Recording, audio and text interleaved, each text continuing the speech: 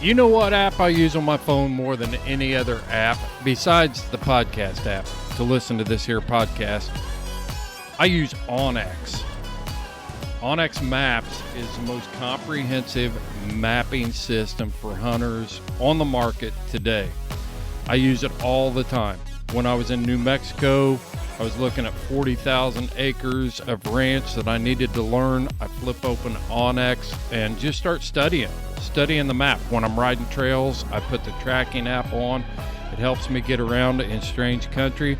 I could mark water sources, food sources, bear sign, just all kinds of options within onX. You need to check out onX Maps by going to houndsmanxp.com. Click on the link on our sponsor page. You'll go right to onX Maps, and when you check out, enter the code HXP20 and you will get 20% off of your order. Know where you stand with onX. Check out Cajun Lights, your complete dog hunting outfitter. Tracking equipment, leashes, collars, dog supplies, and much, much more. You can find it all at CajunLights.com. And don't forget their outstanding lineup of lights. You can find it all at CajunLights.com. Elite nutrition products are the hottest thing on the market right now for dog and horse owners. And Houndsman XP is a dealer. You can find all their products on our website at houndsmanxp.com. Over the past 5 years, you've tuned into this podcast, and I don't take it lightly. We have built a mutual trust. And when I recommend a product, it's because I believe in it, I use it, and I'm given my seal of approval for that. I'm putting my name on that. And with Elite Nutrition products, I do trust it. I do use it. I've seen great results with their essential dogs, their pre and probiotics, their tick-borne disease treatment. It's all natural. It's a great alternative to pharmaceuticals when used appropriately. If you expect extreme performance, you need Elite Nutrition. Available from houndsmanxp.com.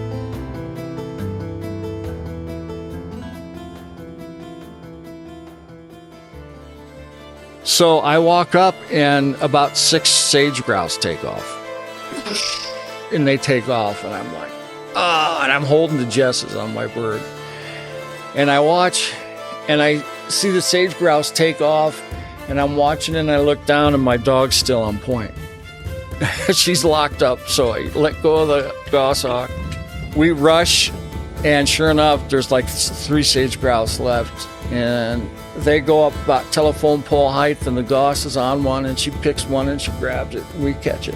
Hey, how's it going, everyone? Welcome back for another episode of the Falconry Chronicles podcast, and this is one of the last couple of episodes that I recorded while I was in Reno in July of last year, and I got a chance to go and check out James and Kathleen's place over in Reno, and while I was there, checking out their setup and everything, I was able to sit down with James and record an episode and talk to him about his previous years in falconry before he got hurt in an accident and stuff, and got a chance to talk to him also about doing presentations, bird abatement, and other things. So I hope that you've enjoyed hearing from these falconers in Reno, and like I said, there should be one more that you hear before we move on to other places, but we're going to go ahead and jump right into this episode as usual and enjoy. Here we go.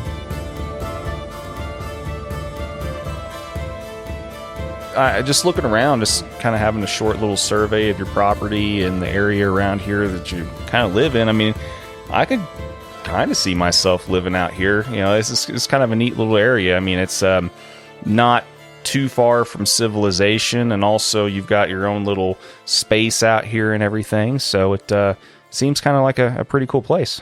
Yeah, we're very fortunate to find this place. We've been here 12 years now, and when we first got here, I could fly my goshawk out the front door, that whole valley. I mean, there was 2 houses in that whole valley, and I used to fly the goshawk out there, and I would exercise the bird abatement falcons right in the front yard, swing the lure right in the front yard. But it's changed, in 10 years. Gary is growing up.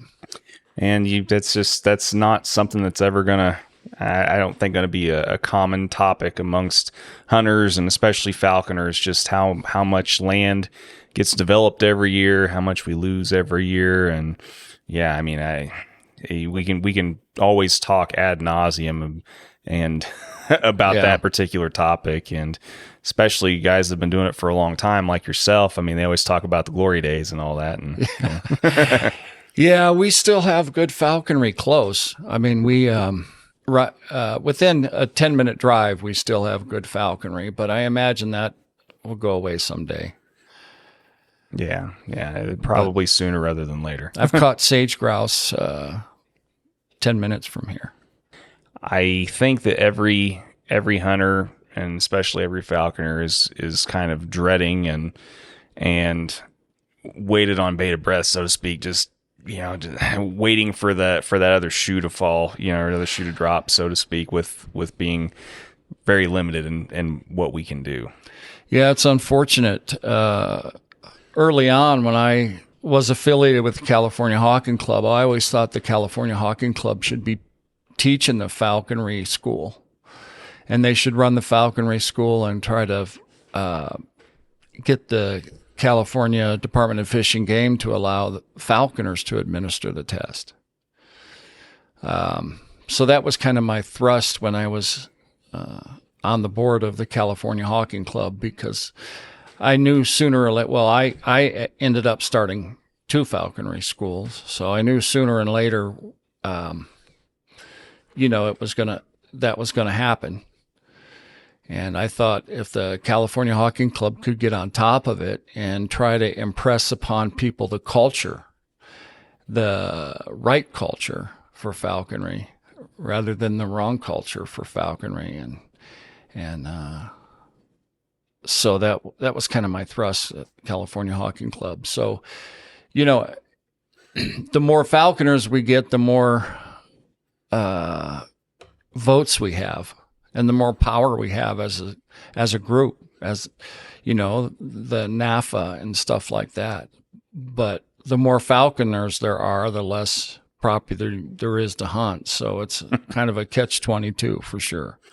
Yeah, and before we start talking about other things, since this has kind of naturally come up already in conversation, I mean, being somebody that's had 2 of those, falconry school or programs or whatever you want to, terminology you want to use for those, like, I mean, I've got several other friends that have run those and are currently running them, and it's something that I've kind of entertained looking into somewhat as well, just because there's not really anything in my immediate area within like a 5-hour window that offers anything like that. But I mean, in your point of view, or from your perspective anyway, do you think that something like that could or should have then been offered potentially as another source of someone, or a way for someone to get into falconry, kind of like they have in, like, say, Zimbabwe or some of these other countries? Or, and what's your thoughts on that? Well, I don't think we need more regulations, so I don't think it's something that should be mandated by code or by law. But I think it now there's so many falconry schools and falconry experiences around that I think the clubs have kind of missed out on an opportunity to impose their culture. And for instance, the California Hawking Club, when I had the falconry school in California, the very first thing I did, and the first packet I gave everybody, was a membership application to the California Hawking Club. And when I could get somebody from CHC to come out and talk, and a little bit about, the CHC, I mean, we'd sign up 20 or 30 right there at a falconry school in the first 10 minutes. And I always thought it was a missed opportunity for falconry schools, or for clubs, to run their own falconry schools and do their own testing. So I think it's a missed opportunity. When I first started, long wingers and short wingers were still very separate. I'd go to a California hawking meet in Marysville or one of the places, and you'd see the long wingers would drive up in Mercedes and four-wheel drive Toyotas, and the short wingers would drive, Baja Bugs and VW vans. And the separation was pretty large. And I think there is still some of that, but, drawing us together to have enough votes and enough political clout is really really important. So there is that catch-22 about, nobody really wants more falconers flying in their fields, but yet you need a certain number of people to have any political clout. So it's hard. Yeah, I mean, the more the bigger body of collective voices that any demographic has, generally the better off you're going to be. I mean, assuming they can all come to a unified agreement or whatever. But, we're such a small percentage of not just the population in general, but just, the hunting, demographic. And so, I think that there's definitely there's always going to be room to improve how we do things. Yeah. But how that gets done, though, and, with the way the process is to be able to get any rules or regulations changed, especially federally, it's always going to be kind of a catch-22. Yeah, it's fortunate that, falconers are, the falconers I've met, 99% of them were top-notch folks, So the NAFA has done a whole lot to represent the very few numbers of falconers we have. It's amazing what NAFA's done for falconry. It says a lot that we were finally able to get a lot of the rules and regulations and just overall governance kind of turned over to the states too, for the most part. I'm kind of happy that ended up happening before I got into falconry, but yeah, I don't know. I don't know what the best answer is as far as any kind of changes that could or should be made any more than really anybody else does. I have my opinions like a lot of people do, but I was just curious what your thoughts were on that, because I've heard other people in passing conversations, mention that before. They kind of wish that there was another avenue that people could get into falconry other than just our current sponsor apprentice like arrangement that we have. Yeah. I think the sponsor and apprentice thing is well developed, but the first, I think a falconry school can be a good start. Talking about weight management and showing people how to manage a weight chart, and I think it's valuable. I think it's pretty valuable. Well, and I think what a lot of clubs are starting to do also is a pretty good thing as well, with putting on like apprentice workshops and things like that, so that people can get like extra initial exposure. So, any kind of extra vetting that can be had as far as like helping people determine whether or not this is going to be something that they can do before they just try and jump right into it, I think is a good thing also. Yeah, I always ask people, I said, are you a hunter? Have you, have you ever hunted before? How do you feel about squeeze gut and a cottontail?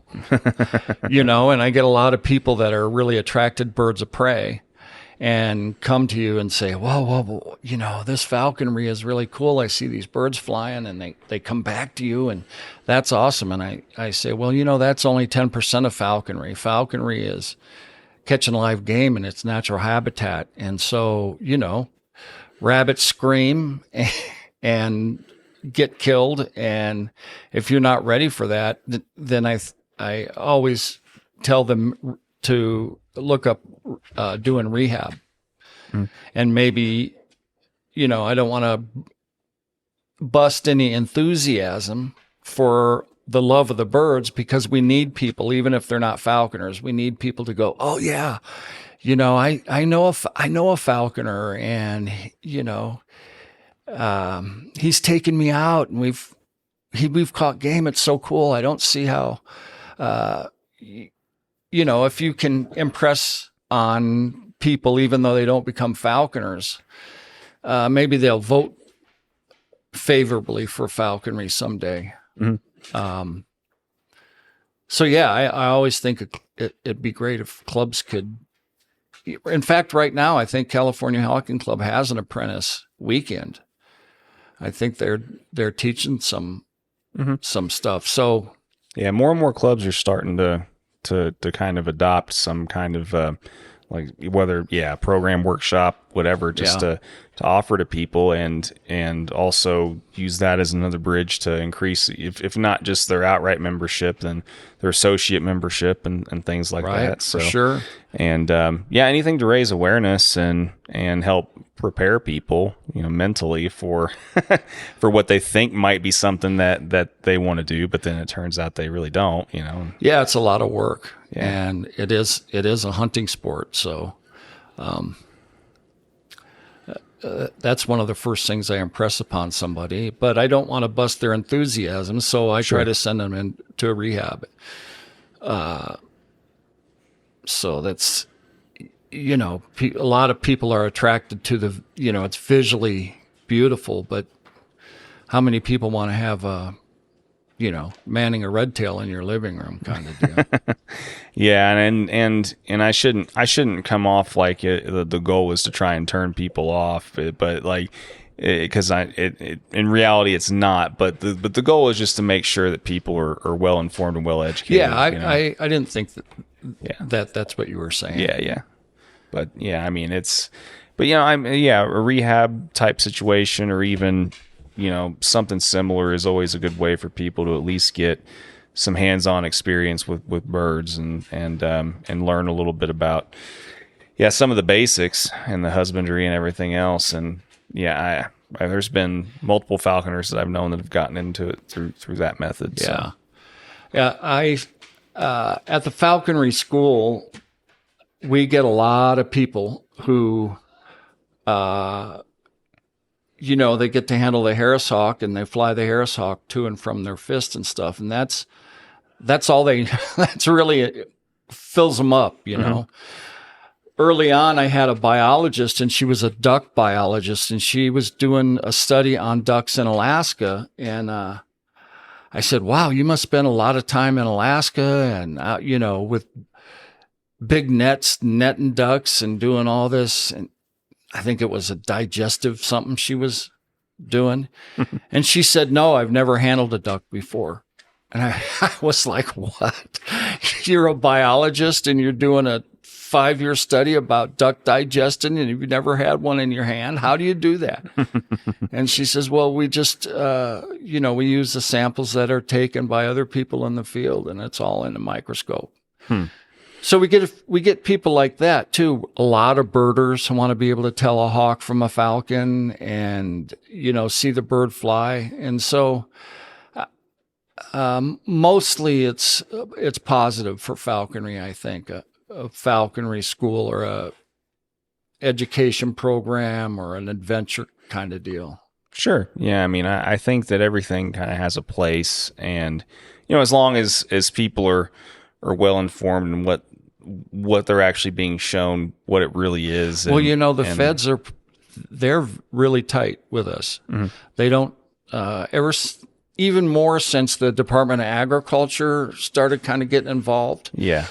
Yeah, they're both very, we have to do 4 or 5 free programs a year, and, they want evidence of those free programs. And they, 10 years ago or 12 years ago, when I had the second falconry school license in North America, and 10 or 12 years ago, they really didn't have an idea what was going on. And when I came to Nevada, to get an abatement license,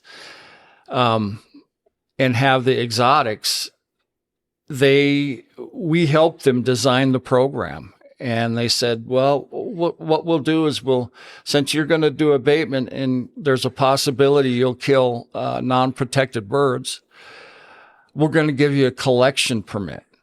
So my first 5 years with the state of Nevada, I was buying a collection permit, and the same collection permit that mostly reptile hunters had. That's what the permit was designed around, people who were collecting reptiles. So it's changed quite a bit with the U.S. Department of Agriculture, and they're pretty tight on us. And I know they've sent people in undercover to our schools. Yeah. Well, and I've heard from multiple people that that's starting to become more and more of a thing here recently. Especially, they're really trying to kind of, they're really trying to govern and regulate something that, technically speaking, there's specific exemptions that were already written for in the regulations. With like. It says in the regulations that falconry is kind of exempt for that kind of thing, but I know they're trying to kind of monitor and kind of come in and govern that more. Well, I mean, I think if you're a licensed falconer, you can do an education program, but you can't collect money. That's basically the gist of it. Yeah, you can't really do it for a profit. I mean, Right. you can ask for reimbursement for expenses within a reasonable amount and things like that, but yeah. Yeah, if you're flying Harris Hawks and they're landing on people's fists and you're collecting money from them, I think you'd better have the proper permits in hand. And Sure. It's hard. I mean, we went 4 or 5 years without a falconry school permit, and they just kept saying, "Well, as long as you're legal." And we got very technical with making sure that we had evidence of the cash checks and, evidence of what they said. And we tried to get them to email us. I mean, it was scary going 5 years without a current falconry school license. And they'd tell you over the phone, "Oh, no, you're all good." Mm-hmm. You'd say, "Hey, can you send me an email?" Saying that I'm good. Says we're good. So. Yeah, I'd be the same way, I think. And yeah, it's definitely been a process. I mean, just looking into the getting the permits for all that kind of stuff myself recently and everything, and especially if you're applying online. I mean, there's not really an online permit application for that specific type of deal, so you kind of have to file it one way, but then it gets changed to the other way, and this, that, and the other. Yeah, you really have to have your ducks in a row. Yeah, it's so to speak, not with the feds. It's not easy. It's Sure. almost like they really don't want to give out very many Well, they permits. don't. The feds think everything's theirs. Yeah, I don't. They think they own everything. They own all the birds, and they own all the game species and everything. And I don't think they like falconry schools. Yeah, I mean it's always going to be. I think for as long as those things are allowed to exist, there's always going to be this kind of fine line, gray area type of thing, and there's always going to be a little bit of going back and forth, I should say, between that balancing act. But anyway, well, I mean, we could probably talk about that kind of stuff all day too, but I do want to kind of go ahead and switch gears a little bit and, start. I want to talk to you about some of the things I always like to get from people, which is, I mean, first off, I mean, how did you even get into falconry in the first place? How did you discover it? About what stage of your life were you in, and all that kind of good stuff?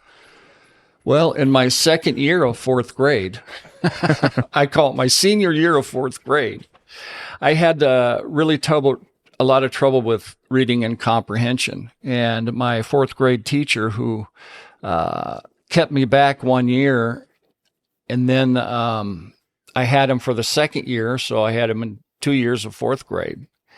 And then I went to San Jose State, and they tested me for dyslexia, and they realized I had dyslexia, and they gave me all these tests, like the IQ test orally, and I did really well. So then when I went back to school the next year, I went to 6th grade. So I did 2 years of 4th, no 5th, and went straight to 6th grade. So I had the same teacher for 3 years. And so he and I were buddies, and he, during recesses and after school for 25 or 30 minutes, would help me read my side of the mountain. He was really jazzed by the book. And I was too, and I had no idea about falconry. And when I finished that book, I knew I was going to be a falconer somehow. And so my interest started pretty young. And then I grew up in a small town not far from here called Portola on the California side. It's on the California border, and the Feather River goes through there. And I got my falconry license in the state of California. It's funny, when I passed the test and I paid the fees for my falconry license, the chief of California Fish and Game called me in his office, and he says, "Come on in and get your license." And I went in his office, and he had his feet up on his desk, and he says, "I'm Officer Pirtle." And I said, "Well, nice to meet you." And he said, "Here's your license." And he tossed the license to me over his desk, and he was just really a hard guy to like. And then it's funny, when I started the falconry school in Marysville, his son turned out to be our local game warden. And I got to be really good friends with his son, Sean Pirtle. And, all our inspections, Sean would do anything with the state, and anytime he had an injured bird or something, he'd bring it to us, and we'd kind of dispatch it out to Vicki Joseph with the California Foundation for Birds of Prey. And we'd do what we could. We always seemed like we always had a couple of rehab birds. But yeah, it's funny that Sean's dad was really kind of a hard guy to like, and threw my first falconry license across the table to me. And, so I grew up in a small town on the California border, and, always wanted to be a falconer. So I think I got my license. I was 16 or 17 and trapped a red tail, and didn't know what I was doing at all. That was before the sponsorship thing. And then we moved to Grass Valley, and I got a real sponsor, Jim Cramner, who had Cramner Engineering, and you'd go in his office and it was leather chairs and a leather couch, and he had falconry statues and original artwork on his walls and a collection of antique books. And so he was my first sponsor. And he actually had 2 peregrines at the time, and I think there was only like 3 or 4 peregrines in the state of California at that time. So that's kind of how I got started in falconry. And then, like, as things progressed and you kind of started going through high school, graduation, all that kind of stuff, what did you decide that you were going to do for a living? Did you decide to do anything else post high school that interfered with your falconry or anything like that? Or yeah, my family really wasn't that well to do, so college wasn't really an option for me. So I flew birds whenever I had time. Steve Hoddy was my second sponsor, and he's a character. He had golden eagles, and he used to do some work for Mutual Omaha, Jim, whoever, I can't remember his last name, but at that time, one time he had an alligator in his living room because it was going to go on the Carson show, and he rehabbed a golden eagle, and he was in a movie where he had a pet mountain lion and a pet coyote and a golden eagle. And those were really his pets for a while. So he was a character, but he was an excellent falconer, and I learned a lot from Steve Hoddy. So I really didn't I really didn't have any direction. There was nobody making money in falconry that I knew of at that time. So in 1980, I joined the Coast Guard, U.S. Coast Guard. And there were 4 of us in my school, my after boot camp school, survival school. I wanted to teach survival, so that's what I went into. And the Coast Guard allowed me to be an aviation survivalman, so I taught wilderness and cold water survival. And then part of the job was to maintain all the survival gear on base and on the airplane, on the helicopters. And then also I served as a crewman on the helicopter. So while in Sitka, they stationed me in Sitka, I kept seeing injured bald eagles. And, you'd come across them, they'd be in the street. And I asked Fish and Game what they did with it. And they said, well, we take them to the ferry dock. And the dock is like 60 feet from the water. And we put them on the ferry dock. If they fly, they live. And if they hit the water, then we just let them die.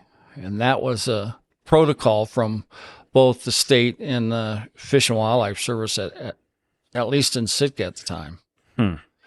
So I started the Alaska Raptor Center there in, I think it was 1981, in the late 81 or 82.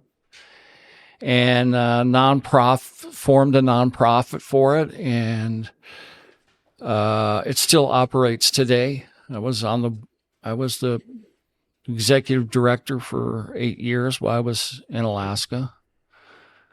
So, I'm very proud of that achievement, that we started it and still operates today. At one time, we had 21 bald eagles, and we rehabbed whatever came in the door. Oh yeah, I received a immature bald eagle from the feds in Juneau, and they had wrapped it with duct tape. Just like a whole roll of duct tape, just wrapped it up, and they stuck it in a cardboard box and shipped it. And I couldn't believe it. I couldn't believe it was live. And so I sat in a bathtub with that bird for, 3 or 4 hours, soaking the duct tape off of it. And so we wrote a protocol for the feds on how to handle eagles and how to ship eagles and stuff. And that must have been 1982. So I went to couple academies, fish and game academies, and showed them how to handle the birds and how to ship the birds and stuff like that. So I'm very proud of all that stuff that we did then. I mean, how long did you live in Alaska then? About 10 years altogether. And then from there, did you move back down to California again, or did you come? I did. Come here? What I did is I was in the Coast Guard. I was stationed in Sitka for a little over 4 years. Mm-hmm. And then while I was in Sitka, I was hired by the Sitka Police Department as a municipal police officer. So I did a couple years with them, and then I had an opportunity to go to work for the state as a fish and wildlife protection officer. And that's a sworn position, but it's, you're not they call you an enforcement officer, where the rest of fish and game there are state troopers. Mm. But, we carried a gun and we were sworn. So we did everything the troopers did. And I did that for a year. And then the state said, well, you can go to the academy and work the streets in Anchorage for a while and then apply for fish and game and I didn't want to do that. So my wife and I kind of hunted around to find the right Coast Guard recruiter. And then I re-enlisted in the Coast Guard and got back in at my old rank. but I changed my occupation specialty. I went to engine mechanic. So I transitioned from helicopters in Alaska, and I did 5 years in Sacramento on C-130s. And Coast Guard sent me to flight engineer school, so I flew as a flight engineer, which is the third person in the cockpit, which I really dug. And we did some really cool missions out of Sacramento. So while I was in Sacramento, I flew Harris Hawks, and then got my first Goshawk and flew Goshawk for 6-7 years. So yeah, I loved my time in Alaska, and during that time I was in Sitka, I was taking flying lessons and running the Alaska Raptor Rehab Center. Now they just call it the Raptor Center, Alaska Raptor Center, but we called it Alaska Raptor Rehab Center, so it would spell ARC, ARRC. So I'm very proud of that, and got a lot of experience with big birds. And, you know, we did some cool stuff. Like, we always had foot problems with non-flighted birds. You know, if you watch wild raptors, they almost always try to turn into the wind when they land, and it slows their ground speed down, and they can land gently into the wind. But when they're in a big flight enclosure, there's no wind, so they hit really hard. And I especially noticed with the Goshawks, when they go off of a perch, they push off of a perch. Mm-hmm. And then they hit the perch across the room really hard. So we tried a lot of stuff for foot problems, and what we ended up using were swinging perches with AstroTurf. Mm-hmm. And, you know, when the eagles push off from one perch to the next, the swinging perch gives away. And mm-hmm. then when they hit it, you know, it also gives way. So we eliminated a lot of foot problems. And, you know, that was, and also we didn't have very much thiamine in their diet, because when you freeze fish, it breaks down the thiamine, vitamin D. And so called Pat Reddig and said, man, our birds are not thriving. And he came up with a recipe for vitamins to supplement it. And so, yeah, we did some cool stuff there. Good. Well, I mean, you said you started flying predominantly Goshawks later on, though, right? Yeah.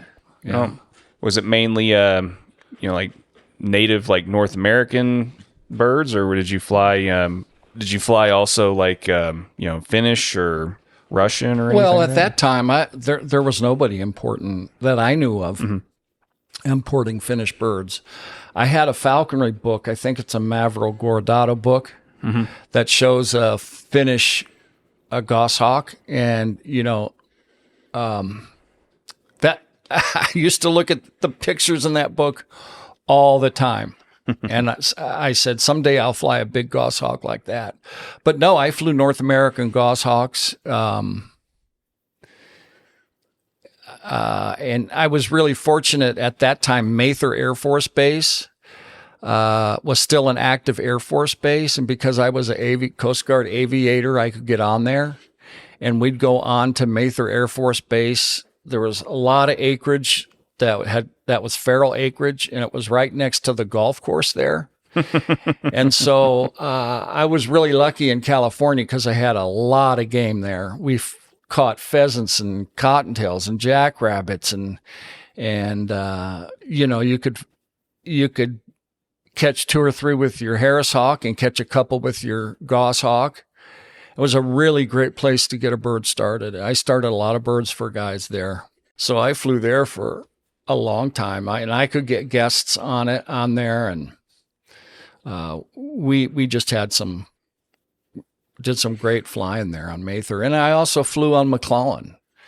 Weekends on lunchtime, I would bring the Harris Hawk, and I'd fly the Harris Hawk on McClellan adjusting to the runway.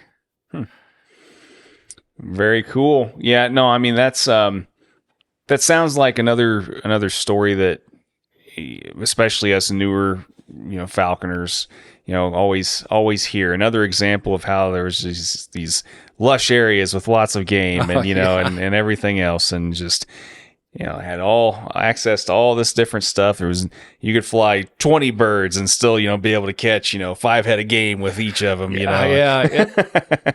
I didn't know then it was the glory days. Mm-hmm. I mean, Andy McBride was one of my buddies that I really kind of idolized. He had more experience flying Goshawks than I did. And Andy and I were great friends, and we used to do this thing here in Nevada called a bunny bop. And we'd have 5 or 6 guys with Goshawks, and we'd all meet up in, what is the name of the little town? We'd meet up in the middle of Nevada with our Goshawks, and we'd all 7 of us would go out with a bird on a fist, and we'd fly 7 Goshawks. And it always seems like it was always around Thanksgiving time. I don't think I was ever home for Thanksgiving between flying for the Coast Guard and flying the Goshawks. But we flew. That was an awesome time. Staying in a hotel and flying birds for 3 or 4 days. Mm-hmm. Well, and so then when did you decide to kind of transition into doing, abatement and the other falconry related type of things to, either earn income or make a living or switch careers to that or whatever? Yeah, after my 2 years in Puerto Rico, I was pretty much done with the Coast Guard. I wanted to do something. I didn't know what I wanted to do. My wife had a good career. My wife at the time had a good career, and it wasn't in Alaska, and I was getting a little bit of pressure from that side. She wanted to advance her career and do things, stay in one place. So we decided as a family for me to leave the Coast Guard. And, I kept seeing things about the Equinox Hotel in Vermont. And they had a falconry school. And I thought, wow, that's pretty cool. Why don't we start one? And so, you call the feds and they were like, no.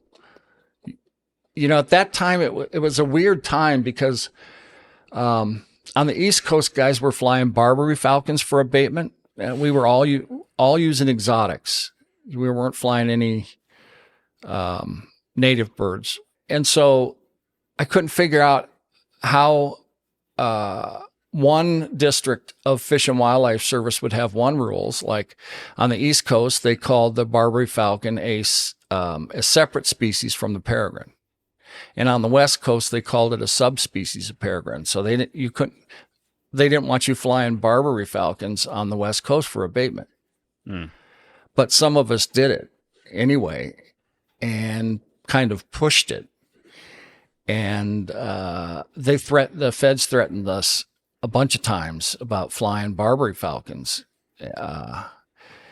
So finally, I think the Ornithologists Union decided that the Barbary falcon was indeed a separate species, and then we could fly them as exotics.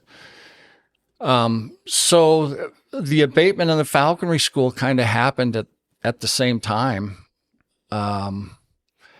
I met a man who managed vineyards, and we had a casual conversation. It was a wine tasting deal, and I met him at a wine room in Healdsburg during a wine taste. I think it was actually a beer tasting, but we were in Healdsburg, and we would always swing in. And he happened to be in the tasting room, and I talked to him about abatement, and we secured a contract right then. And he said, let's give you 100 acres and we'll try 100 acres and we'll see how it works. So that's how I started with the Hahn Family Vineyards. And we did, I think, 14 years with Hahn Family. And the Hahn family was a rich South African family. And they all kind of aged out. They didn't want to run businesses anymore. They owned a cheetah preserve in South Africa. So I think they wanted to move back to South Africa. So just last year they split the vineyards up and sold the vineyards. But I did almost 800 acres for them and bird abatement. Yeah. So it sounds like you stayed busy there for a while then. Yeah. Yeah. I was really busy. My first year in abatement, I made a crap ton of money. We kind of stumbled into Pebble Beach. We had a contract at Pebble Beach. They had seagulls that were knocking kids over and stealing their food, and pigeons that were pooping. They have the Concours d'Elegance, which is a big car show, and the cars were getting pooped on by pigeons. And we heard this story about Clint Eastwood. He owned Pebble Beach, or he was a part owner of Pebble Beach. And he was golfing, and he took his Rolex off and set it in the golf cart to tee off. And he happened to put it in a Ziploc bag, and a seagull came in and grabbed it thinking it was a sandwich, and flew off with his Rolex and dropped it in the ocean. And I'm not sure if that's true or not, but we heard that story a couple of times of how we got contacted. And they called us on the phone, and we got that contract, and I had that contract for 10 or 11 years at Pebble Beach.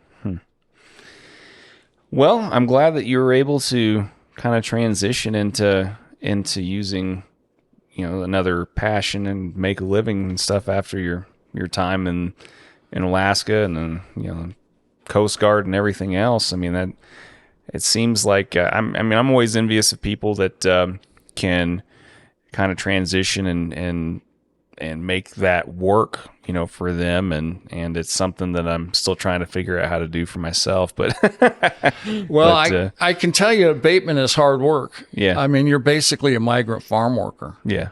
And you have to think of it like that.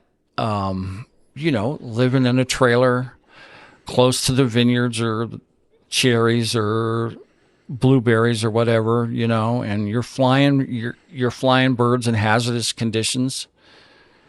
I mean, every day we had wild birds coming in on our birds. And so in the first, 10 or 12 days before your birds are in shape, it's the most frightening thing in the world. Your bird's learning, this is a bird you're in the car with all the time, and then half the time in the trailer with you on an abatement contract or right there. And, you get to really get connected with these birds. And then you have to put them up when they're out of shape, or maybe they're molting feathers, and it's a tough job.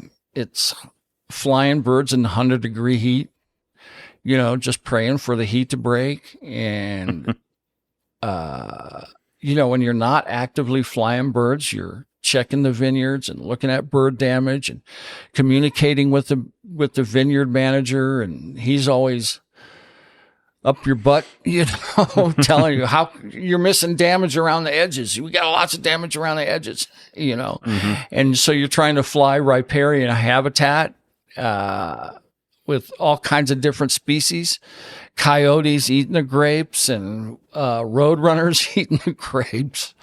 Yeah, it's a ton of work. People want to get into it, but I'm not sure they all know how much work it is. It's usually sunrise to sunset 7 days a week. It's what I've always been told, and I don't think that particular form would probably be for me. I would prefer more of the the other types of stuff that you can do as well. But I don't know. Whenever, how it is, once you do something for a long time and you become kind of disenfranchised with it, and you just need a change. You think that anything's going to be better than what you've been doing. So my wife is doing all the falconry work now, and at the Raptor Adventures, the falconry school. And once in a while, people are, showing them the birds and talking about falconry and natural history of the birds. And they ask you, why doesn't the bird bump into things if you're flying it with that helmet? No, we don't fly the birds with the hoods on. Yeah. And the hope is that you can get a positive vote out of them. So you have to treat them all with kid gloves. Well, we always have to kind of remind ourselves that we were once pretty ignorant as well. Yeah. I mean, it's easy once you've Not me. Yeah. I knew everything right away. I read every book you could find in California. Yeah, we all know that book reading always does wonders for the hands-on part after the fact. Yeah. No, it's easy to forget sometimes how green we once were, and for sure, it's kind of like, so there's plenty of times I know for myself that I think back, man, it's just like, I don't know if I could be patient with myself. You know what I mean? Like if I had to teach myself back, I probably wouldn't have been able to handle myself. You know what I mean? So I try and give some degree of grace where all that's concerned, but for sure. Yeah. But anyway, before we kind of start to wrap this up, I want to do like I always do with people, get a couple of favorite hunting experiences or stories or experiences with a particular bird, and a piece of advice that you would think that would be good to leave to people, and we can probably come close to wrapping this up. So cool. Well, I remember we had a gentleman came to a couple falconry meets and was talking about the restrained pursuit, which is a great technique for short wings, but it doesn't work very well with red tails. So one time I got a call when I was running the school, and it was a first-year apprentice, and she said, man, I just can't figure it out. My bird doesn't want to come to me, and she's kind of afraid of me. And she told me, I'm doing this restrained pursuit probably 3 hours a day.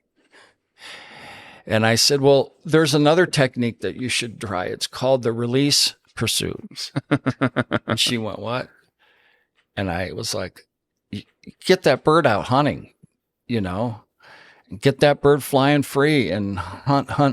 And I still say that's the biggest cure for any bad manners that a bird can have, is hunt. Just hunt. Every hunt every day. And try to end every hunting session with something positive. So when I'm getting a bird going like a goshawk, I would freeze a jackrabbit and nail it to a little piece of plywood. And if we didn't catch anything, on a green bird, if we didn't catch anything that day, I'd take ground meat and put it on the jackrabbit's head, and it usually would freeze there. It kind of freezes and stays in the fur, And then I'd drag the jackrabbit just behind me, just, 10 feet, not a big thing behind the car or anything. And just so the bird had a positive outcome before you put him in the muse or put him in the box, Mm-hmm. And I think that works wonders. Just every time, hunt as often as you can, and, try to go where there's game.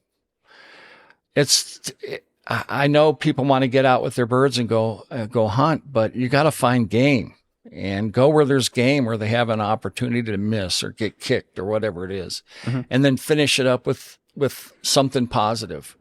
If you kill something for the first maybe 100 head, don't double them. You kind of trade, even though you're trading them off, and you don't catch number 2, then you're ending the day without a big positive.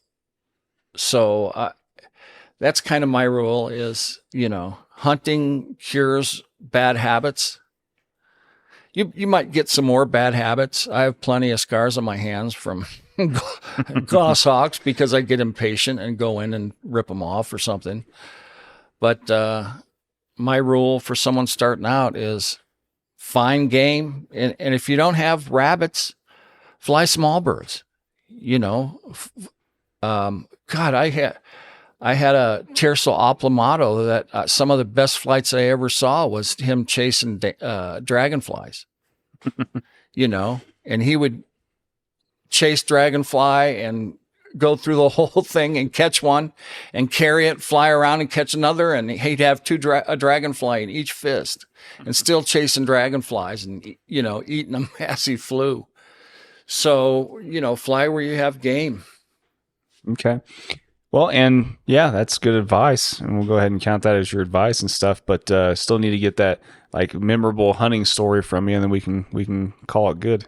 I used to fly my Finnish Goss really close to here, 10-minute drive.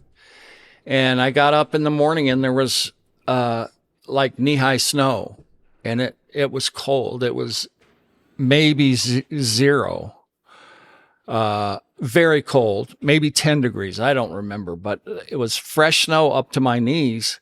And my hunting rig is a Toyota FJ. And I had big tires and mud and snows on it, and that thing would go anywhere.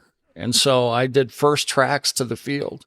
No one else had been out, and I think it was pretty close to Thanksgiving. Must have been close to Thanksgiving. And I got to where I wanted to hunt, and I saw some jackrabbit tracks, and I let my dog out, and that dog was Annabelle, and she ran off.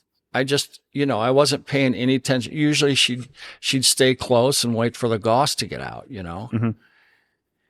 And so I'm putting flying jesses in the anklets and putting telemetry on the bird, and my dog is gone.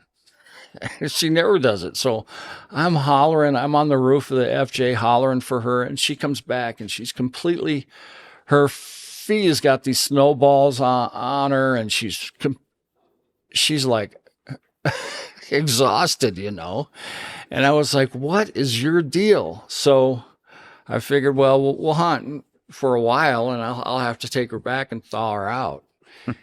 And so I took like 15 steps into the field, and my dog at the time locked up, just beautiful point, and she's got snow on her beard and snow on her. She's covered in these snowballs, but she locks up in this beautiful point. And so she's like sitting there shaking, and she looks over at me like this, and she's shaking, and she points owls, and I thought, oh, there's a short-eared owl on a kill or something. So I walk up, and about 6 sage grouse take off. And they take off, and I'm like, and I'm holding the jesses on my bird. And I watch, and I see the sage grouse take off, and I'm watching, and I look down, and my dog's still on point. She's locked up, so I let go of the goshawk. We rush, and sure enough, there's like 3 sage grouse left, and they go up about telephone pole height, and the goss is on one, and she picks one, and she grabs it, and we catch it. She brings it to the ground, and I was just like, man, that's, I've never seen sage grouse out there, and I had a perfect point from my dog, and the goss was in shape and could follow us sage grouse on the rise. And that was one that I'll always remember.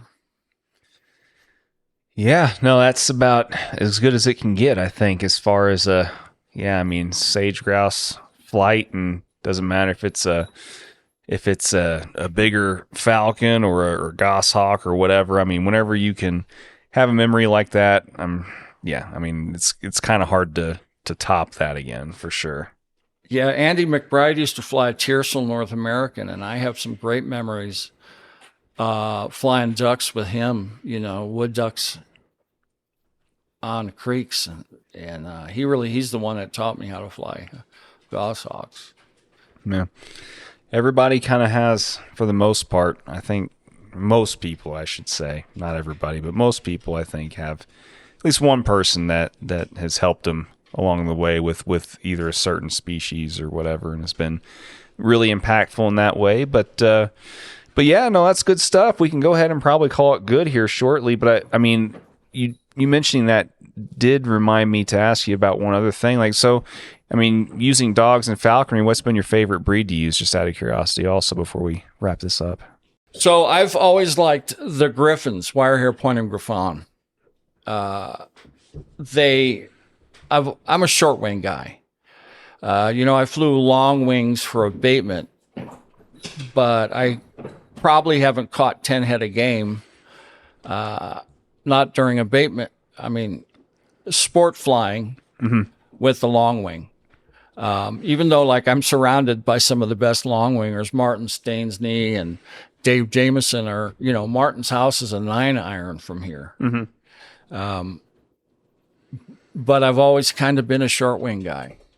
And I think with the short wing, Griffons are great. They're great in the house afterwards. They're not a ton of work, but they work close. When you're flying a goshawk, you don't want a dog that's like a pointer 3/4 of a mile out in front of you waiting for you to get caught up on a point. And the goshawks learn the dog, and they know if the dog is off chasing a rabbit. They can tell by the way the dog's running. And I've actually had goshawks kind of push off the top of my dog going for the same jackrabbit. So Griffons stay close and they're easy at home. And I think they're the perfect bird dog for a short winger. She'll retrieve, she points, she goes in the water. You can get her to flush ducks. They swim great. Cool. Yeah, that's why I wanted to ask, because I don't oftentimes get the same answer every time. I mean, I've talked to some odds and ends people that have named a breed that is not discussed very often, and it's always good getting other opinions, and I always learn something new. Also, I'll have to look a little bit more into that breed myself. I don't know much about them. So yeah, my wife flies the golden eagle with Salukis, and she hunts Salukis without the birds. So Salukis are a great match for the golden eagle. If you have an eagle on a soar, you want a dog that'll work out there, and so Salukis are awesome. Yeah, no, they're cool dogs. I know a few people that run them. They're especially for basically, like you just said, coursing hare and stuff. So yeah, but well, cool. Well, is there anything else you want to touch on before we call this good? Or I'm out of curiosity, real quick too. I mean, I know how many birds in total do you have out here? Right now, I think we have 12. It's quite an assortment from what I could tell. Yeah, Kathleen's on her way home, and I'll have her walk you through and show you the mews and stuff. Cool. Yeah, no, that sounds good. A little hard for me. I mean, I can get in the weathering area, but yeah, I think we have one or two retired birds. We have Larry Bird. He was at Travis for 10 or 12 years, and then we got him, and we've had him 12 or 13 years. Oh, cool. Yeah, I'll have to take a look around here after a bit. Yeah, Kathleen will come home. I'll have her show you around. She's doing all the work now. Fair enough. Well, I appreciate you, James, and thanks again for taking the time to have this conversation and all that kind of good stuff. I mean, I hope that you're able to kind of pick back up here at some point and find something that might work for you. But if not, it still sounds like you've had a heck of a falconry career anyway. So yeah, crashing the airplane put a limit on my falconry right now. But how many years ago was that you did that? Just two. Just two. Yeah. So just recently. Yeah. Yeah. Well, yeah. It seems like it doesn't matter what the circumstance is. Anytime we're all of a sudden hindered or not allowed to do the things that we want to do as easily anymore, it's never fun. Yeah. So. Yeah. I had lots of retirement plans for traveling hunting trips. It is what it is, right? It is what it is. Yeah. All right. Well, like I said, we'll go ahead and call it good then. And like I said, thanks again, and thanks for sharing your experiences. It's been a good time. I'm sure you're lucky I'm shy. You should see me when I talk. Well, no, this always makes a good conversation, and yeah, I mean, there's. Well, I love talking about myself, so you got that going. Fair enough, man. Fair enough. Well, it's been good meeting you, and there's another cameo from the dogs. It's been good meeting you and talking to you, and thanks for having me in your home. Appreciate it. Thanks very much.